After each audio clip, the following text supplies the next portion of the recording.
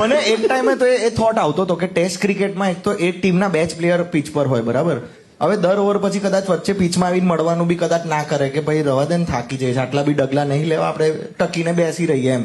તેમાં કોઈ સ્લેજિંગ કરવાય ને તો મને તો એન્ટરટેનમેન્ટ મને એકચ્યુઅલી લાગતું હતું કે આઈને કોઈ વાત કરી દે કે હા ભલા તે જે બી કીધું ખબર ના પડી પણ બહુ થેન્ક યુ વાત કરવા માટે એમ. બસ સેમ થાય ને? આપણને બી કઈ કહી જાય, આપણને ખબર નહીં, ગુજરાતીમાં કહે તો ખબર પડે આપણને.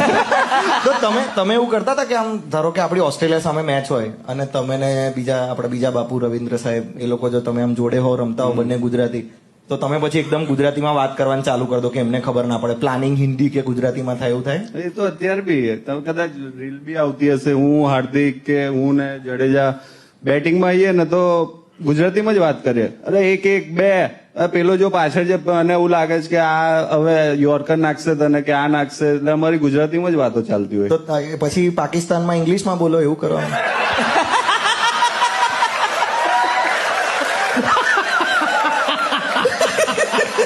પૂછો અક્ષર.